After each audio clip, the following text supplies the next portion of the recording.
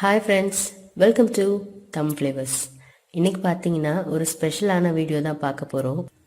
ஊரில் கோயில் திருவிழா அப்போது நாங்கள் வீட்டில் எல்லாரும் சேர்ந்து சமைச்சு சாப்பிடுவோம்.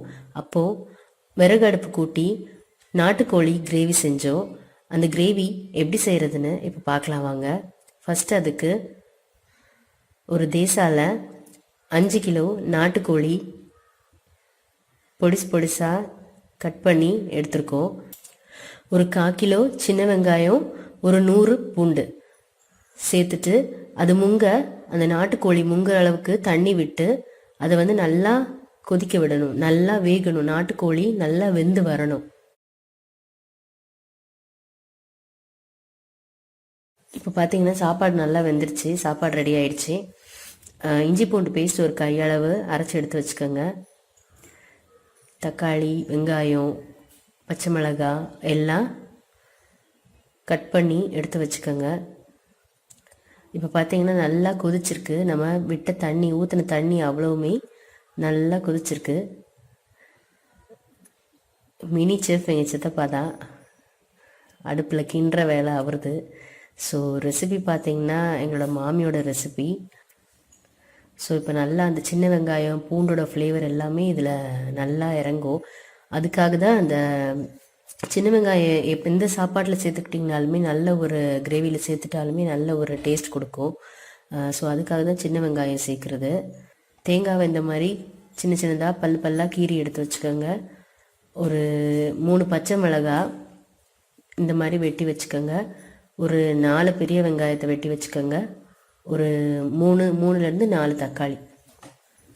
இதில் பார்த்தீங்கன்னா கரம் மசாலா அரைச்சிக்க போகிறோம். அதுக்கு தேவையான பொருட்கள் பார்த்தீங்கன்னா பட்டை, கிராம்பு, ஏலக்காய், சோம்பு, கசகசா, கல்பாசி, அன்னாசிப்பூ, இது எல்லாமே எடுத்து வச்சுருக்கோம். லைட்டாக நரன்னு அரைச்சி எடுத்துக்கணும். இப்போ நம்ம எடுத்து வச்சுருக்க மசாலா பொருள் எல்லாத்தையுமே நம்ம ஒரு ஃபைன் பவுடராக, ரொம்ப ஃபைனாக இல்லாமல் கொஞ்சம் நரன்னு இருக்கிற மாதிரி அரைச்சி எடுத்துக்க போகிறோம். இதுதான் அந்த குழம்புக்கு தேவையான ஃப்ரெஷ்ஷான மசாலா. கரம் மசாலா நம்ம வீட்டில் அரைப்போம் இல்லையா, அதை நம்ம ஃப்ரெஷ்ஷாக கிரைண்ட் பண்ணி எடுத்துக்க போகிறோம். அவியல் ரெடி ஆகிட்டுருக்கு. ஸோ அவியலுக்கு காயெல்லாம் நல்லா வெந்தாச்சு. குக்கரில் பார்த்தீங்கன்னா பருப்பு கறி ரெடியாக இருக்குது. அண்டு சிக்கனுக்கு மேரினேட் பண்ணி வச்சாச்சு, எடுத்து வச்சாச்சு. இந்த ரெசிபீஸ்லாம் உங்களுக்கு நான் கீழே டிஸ்கிரிப்ஷன் பாக்ஸில் கொடுக்குறேன். இப்போது நம்ம வதக்கி கொட்டிக்க போகிறோம். நாட்டுக்கோழி கிரேவிக்கு மெயினான விஷயம் இதுதான். தேங்காய் எண்ணெய் எடுத்து ஊற்றிருக்கங்க. ஒரு சின்ன கடாயில் தேங்காய் எண்ணெய் ஊற்றிட்டு கடுகு நல்லா பொரிஞ்சதும் அதில் கருவேப்பிலை சேர்த்துக்க போகிறேன்.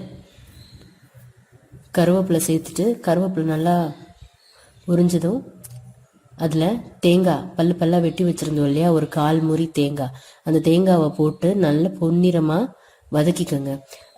எப்போவுமே நாகர்கோவில், கேரளா சைடு எல்லாமே தேங்காய் எண்ணெய் தான் யூஸ் பண்ணுவாங்க. அந்த தேங்காய் எண்ணெய் நம்ம செய்கிற அந்த குழம்பு எல்லாத்துக்குமே நல்ல ஒரு ஃப்ளேவர், நல்ல ஒரு மனம் கொடுக்கக்கூடியது. ஸோ தேங்காய் எண்ணெய் சேர்த்துக்கிட்டிங்கன்னா ரொம்ப நல்லாயிருக்கும். ஸோ இப்போ பாருங்கள், இந்த தேங்காய் நம்ம நல்லா பொரிஞ்சு பொன்னிறமாக இருக்குது. இப்போது நம்ம வெட்டி வச்சுருக்கிற பெரிய வெங்காயத்தை இது கூட சேர்த்துக்கலாம். பெரிய வெங்காயத்தையும் சேர்த்து நல்லா வதக்கிக்கோங்க.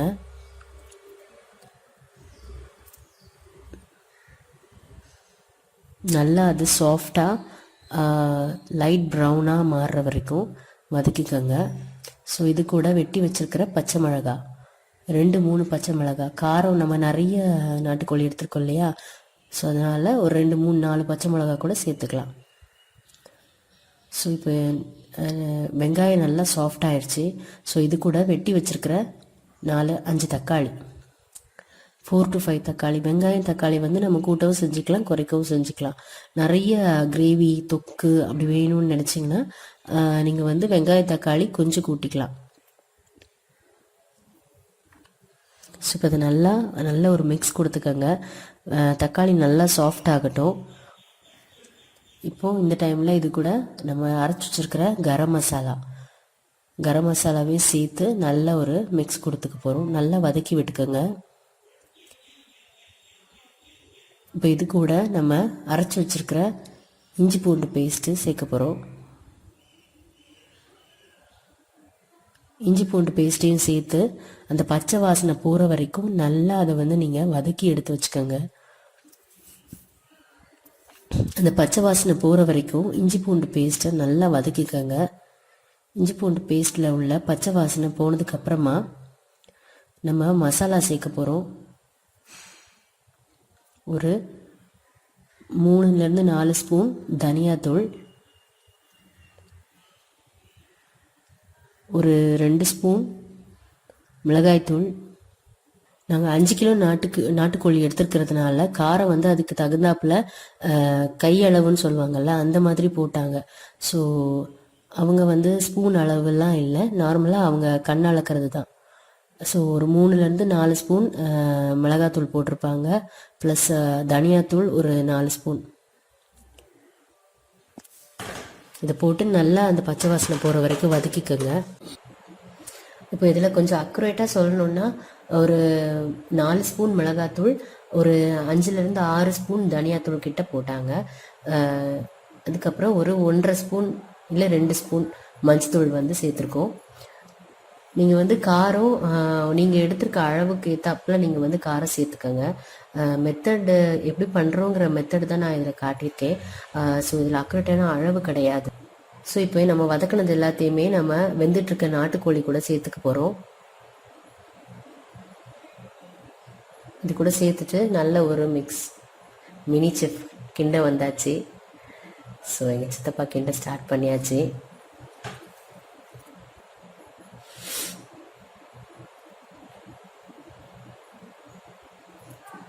ஸோ நாட்டுக்கோழி பார்த்தீங்கன்னா ரொம்பவே சூப்பராக தண்ணி எல்லாம் நல்லா வற்றி வெந்துட்டுருக்கு. அடுப்பில் நல்லா தீ போட்டாச்சு. அவங்க தீ போட்டு நாட்டுக்கோழியில் இருக்கிற தண்ணி அவ்வளோ வற்றி இப்போ நாட்டுக்கோழி ஓரளவுக்கு வெந்துருச்சு.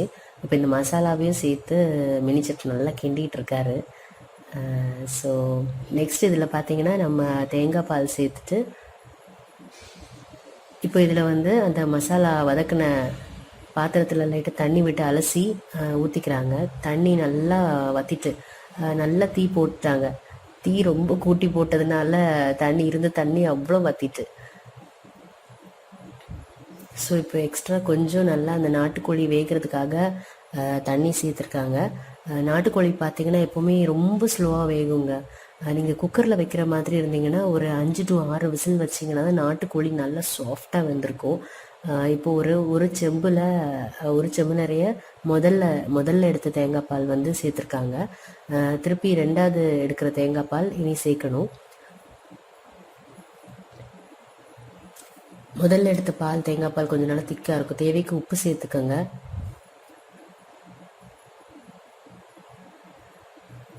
உப்பு தேவைப்பட்டால் டேஸ்ட் பார்த்துட்டு எண்ணெய் சேர்த்துக்கணும்.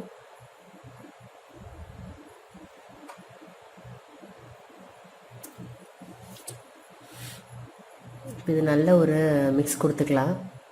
ஸோ நல்ல வாசனையாக இருந்துச்சுன்னு தான் சொல்லணும். ரொம்பவே நல்லா அந்த புகை விறகடுப்பில் சமைச்சாலே அந்த டேஸ்ட் ரொம்பவே சூப்பராக இருக்கும் இல்லையா? ஸோ அங்கே நிற்கும் போதே சாப்பிடணும் போல் அப்படி ஆசையாக இருந்துச்சு. ரொம்ப நல்லா இருந்துச்சு. ஸோ இப்போ அதை நல்லா வேகட்டும். அந்த மசாலா கூட அந்த நாட்டுக்கோழி நல்லா மசாலாலாம் இறங்கட்டும். இப்போ 2வது தேங்காய் பால் ஊற்றியாச்சு. இப்போ இது இனி நல்லா ட்ரை ஆகி வத்தி தொக்கு வந்து நல்லா கிரேவி கன்சிஸ்டன்சி நல்லா வர வேண்டியது தான். அவ்வளோதான், நம்மளோட நாட்டுக்கோழி கிரேவி நல்லா ரெடி ஆயிடுச்சு. பார்க்கவே ரொம்ப சூப்பராக இருக்கு இல்லையா? அந்த எண்ணெய்லாம் நல்லா பிரிஞ்சு வந்து ரொம்ப நல்லா இருக்கு.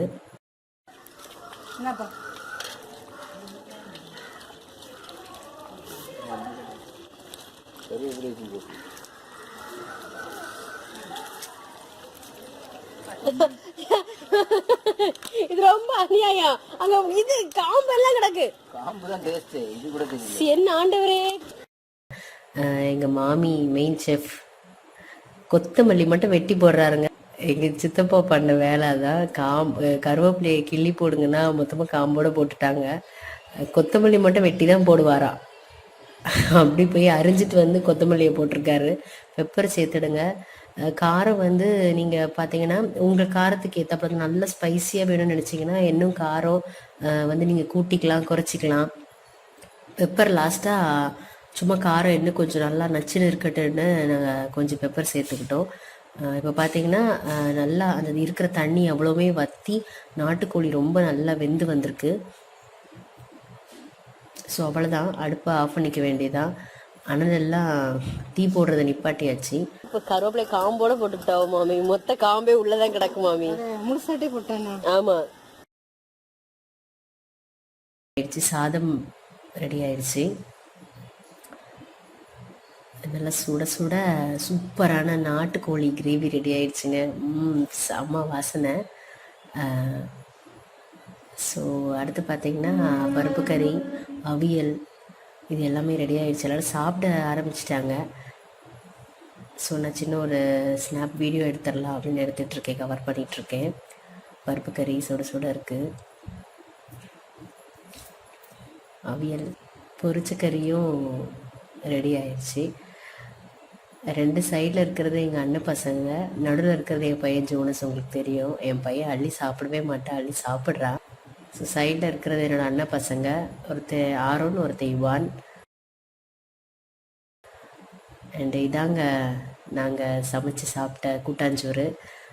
ஸோ பொரிச்ச கறி, நாட்டுக்கோழி கிரேவி, அவியல், தீயல், பப்படம், வாழைப்பழம், சோறு, பருப்பு கறி, ரசம் தனியாக இருக்குது. ஸோ பருப்பு கறி, நாட்டுக்கோழி இதோட ரெசிபியெல்லாம் டிஸ்கிரிப்ஷன் பாக்ஸில் கீழே கொடுக்குறேன். இந்த வீடியோ உங்களுக்கு பிடிச்சிருந்தா கண்டிப்பாக எங்களோட சேனலை சப்ஸ்கிரைப் பண்ணுங்கள். மறக்காமல் எங்களோட சேனலை லைக் பண்ணுங்கள், ஷேர் பண்ணுங்கள், கமெண்ட் பண்ணுங்கள். தேங்க்யூ ஃபார் வாட்சிங்.